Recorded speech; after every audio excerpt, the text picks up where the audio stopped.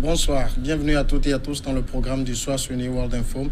Nous commençons comme toujours avec le décryptage de l'actualité. C'est le Sénégal qui nous intéresse aujourd'hui. Nous allons évoquer la remise en liberté de Guy Marius Sagna, activiste membre du collectif No Langue, qui lutte contre la hausse des prix de l'électricité, a obtenu la liberté provisoire mardi. C'est ce qu'on a appris auprès de sources médiatiques. Membre du collectif No Langue, Guy Marius Sagna est en détention préventive depuis le mois de décembre après une manifestation non autorisée devant le palais présidentiel contre la hausse du prix de l'électricité. C'est avec Mamadou Diouf que nous allons y voir plus clair. Bonsoir Mamadou Diouf. Bonsoir Samuel. Qui est Guy Marius Sagna? Guy Marius Sagna est le leader d'une organisation qu'on appelle FRAPP, le Front pour une révolution anti-impérialiste, populaire et panafricaine. Ils ont pratiquement comme slogan « France dégage ». Et c'est quelqu'un qui a été distingué dans le cadre de la lutte contre le franc CFA. C'est quelqu'un qui s'est distingué également dans le cadre de la lutte contre les accords de partenariat économique entre l'Afrique et l'Union européenne, les accords de Lomé comme on les appelle. Et de façon générale, il a sa stratégie qui consiste à organiser des manifestations qu'on n'attend pas, à faire des déclarations de façon fracassante. Et cela l'a amené à être arrêté pratiquement une 50aine de fois en 7 ans. Donc c'est pour dire que c'est vraiment l'activiste type et un empêcheur de dormir pour le régime de Macky Sall, puisque de façon générale, à toutes les prises de décision, il a réagi. Et comme les médias sénégalais sont libres, les gens n'hésitent jamais à lui tendre leur micro. Le collectif No Langue, de quoi s'agit-il? En fait, il est le leader du FRAPP, comme j'ai dit. Le collectif No Langue est un peu plus large. À un certain moment, la compagnie qui distribue l'électricité au Sénégal, la Sénélec, a dit que présentement, après avoir fait les bilans, la société a des difficultés. Il faut qu'on augmente les prix de l'électricité. Et globalement, ils ont augmenté les prix de l'électricité de 10%. Quand ils l'ont fait, FRAPP, le mouvement de Guy Marius Sagna, plus d'autres mouvements, se sont mis ensemble pour créer ce collectif qu'on appelle No Langue. No Langue, ça signifie « nous refusons ». Nous n'acceptons pas. C'est-à-dire ici, nous n'acceptons pas, nous refusons la hausse du prix de l'électricité. Et c'est dans le cadre d'une manifestation de ce collectif-là que lui, il avait été arrêté avec 8 autres personnes quand même. Il n'était pas le seul à être arrêté. Les autres avaient été libérés les uns après les autres.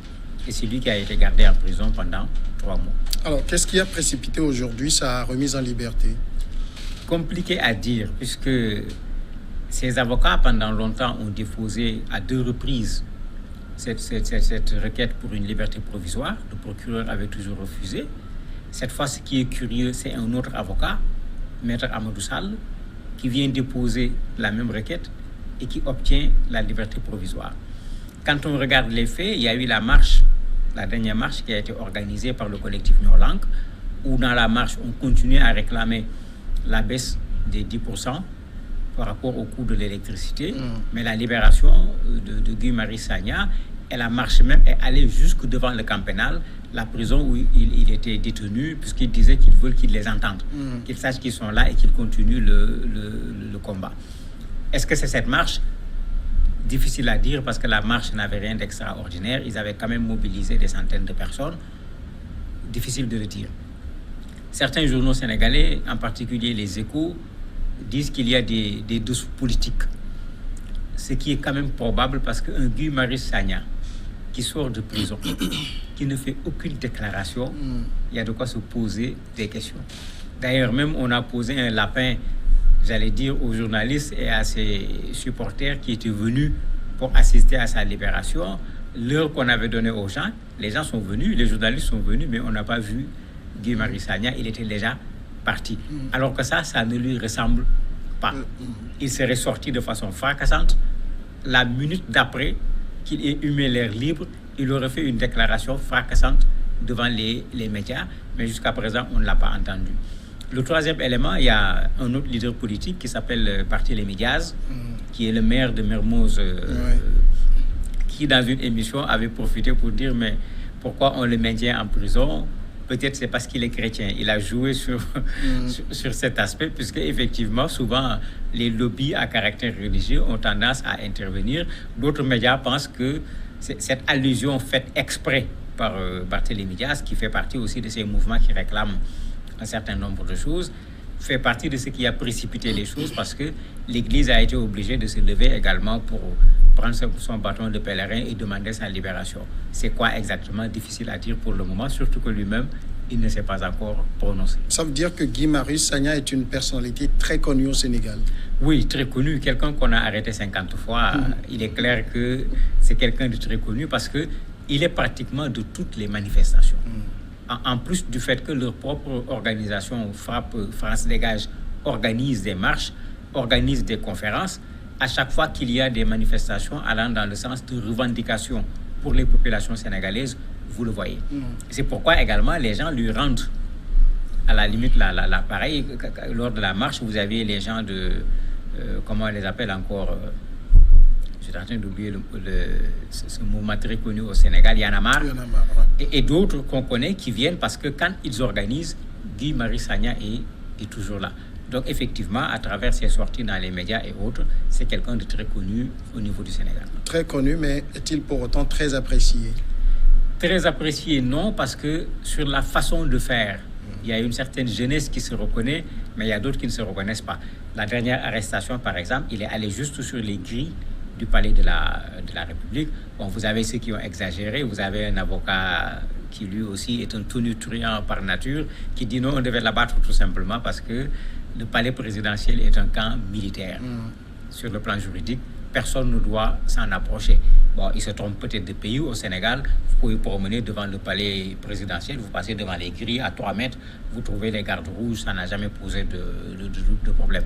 Mais d'autres ont considéré qu'en fait, même d'un point de vue stratégique, quand on veut la baisse des prix de l'électricité, le palais, c'est là où il faut aboutir. Mais si on commence par le palais, si la manifestation commence par le palais présidentiel, en principe, les manifestations doivent aller crescendo. La prochaine manifestation, vous allez où? Donc certains disent non, il y a des problèmes de stratégie. Il a voulu faire un peu de spectacle. Il savait ce qu'il attendait en allant vers le palais présidentiel et il l'a fait pour pouvoir faire le buzz, mais il s'est retrouvé cette fois en prison. On le met en prison simplement pour avoir manifesté devant le palais présidentiel? La manifestation n'était pas autorisée. Donc, on peut arrêter quelqu'un qui participe, comme on le dit, à un attroupement non autorisé, puisque c'est l'expression consacrée.